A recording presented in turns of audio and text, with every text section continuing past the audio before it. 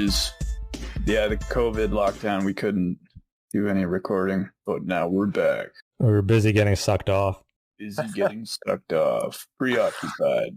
Boys, what topic we covering today?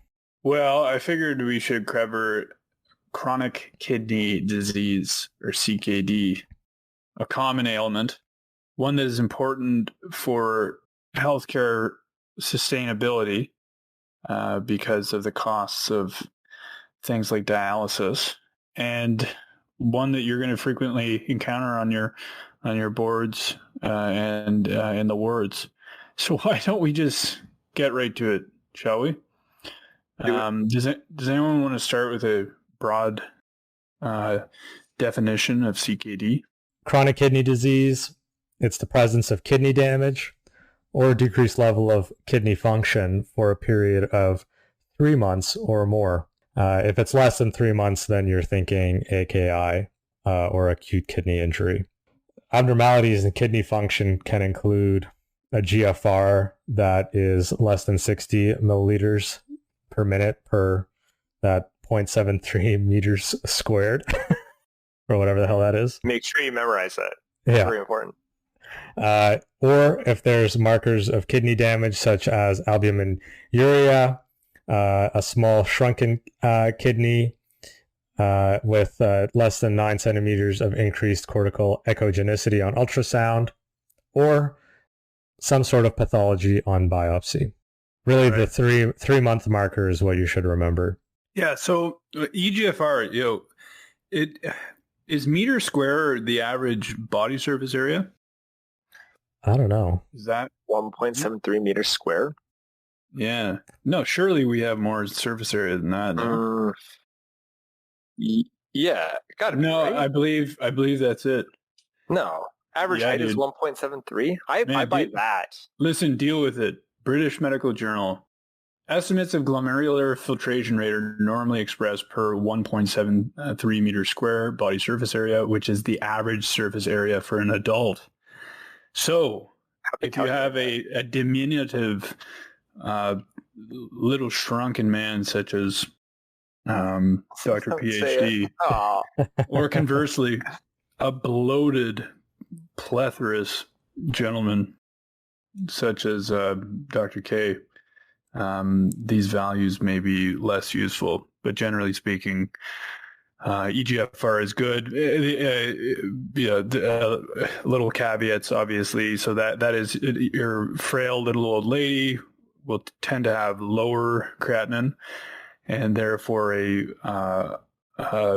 disproportionately or a spuriously good EGFR, and conversely a muscular hypertrophic person would tend to have higher creatinine levels, as well as African American people.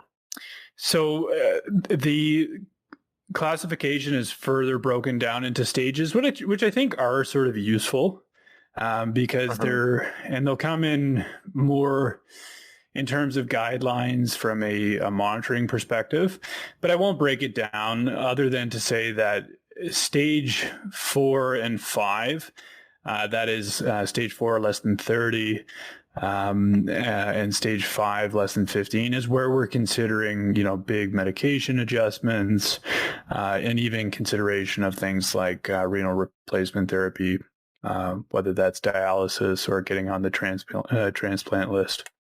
What about different sort of etiologies of CKD, common causes? Yeah, I think the big one you always have to jump to is diabetes. I think it's roughly like 50% of CKD is diabetes. And then like another quarter on top of that is around hypertension. And then you start getting into the like weird and wonderful nephro things, like all the different kinds of like glomerular nephritis, congenital or hereditary causes, polycystic kidney disease, vasculitis too. I've seen some people, but primarily diabetes and hypertension is going to account for like 75 to 80%. Nice.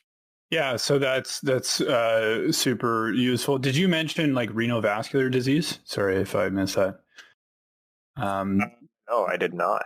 So that's another thing, especially in the young person, where you're like, why the hell is this? Why does this person have CKD? Why aren't they responding to antihypertensives, for example? Just think about, for example, Like fibromuscular dysplasia, yeah, renal artery stenosis, although that's a bit older. And I think, yeah, so good. I think that was sort of a useful, broad classification of CKD, and maybe throwing multiple myeloma on there as well, because it's probably not super uncommon, especially in your older folks. You know, all those MGUSers, and then, oh yeah, weird, they're slowly developing CKD. I don't see that infrequently. And I've seen a number of cases of polycystic kidney disease as well. I don't think it's too rare. Good. So those are some very common causes. So good. And then maybe associated with all of these etiologies, you know, what are the risk factors? Well, any vasculopathy, diabetes risk factors, proteinuria should always trigger you. You know, let's say in a urine dip or something, you see incidental protein, consider a workup there. And dyslipidemia, interestingly enough, as well, is an independent risk factor. So why don't we make it more interesting and use a vignette? A gentleman presents to your clinic. He's delirious. He's complaining of palpitations. That's why he's coming in. He's got big swollen ankles. He looks pale and generally unwell. And he has a family history of kidney disease as well. So how might we work this poor person up? What are some other clinical findings that we might expect? We'll probably order a creatinine. It's a good place to start. Maybe start with the vitals. See what this individual's, we don't want to assume, blood pressure is, since hypertension is often a clinical feature of CKD. Maybe we'll start with some lights as well. We want to check for acid-base balance disorders such as metabolic acidosis, and order extended lights with the electrolytes as well, because there can be certainly phosphate, magnesium abnormalities as well. What else we got here? Albumin, creatinine, EGFR, always something on the radar, especially for a delirious patient. It's not necessarily CKD, but you want to be thinking of AKI, especially in the emergency department with an older patient. CBC, as usual, you're going to order it anyway, but actually check the results when you get the results back. May show evidence of anemia. With the extended light space, pay special attention to calcium, because bone mineral disorders may be a factor here as well, especially if there's an altered mental status. And urea, patient may be nauseous. They might be puking all over themselves, might be itchy, or they may even have progressed to an encephalopathy, given the degree of illness. Platelet dysfunction relatedly to anemia. So any sort of bleeding.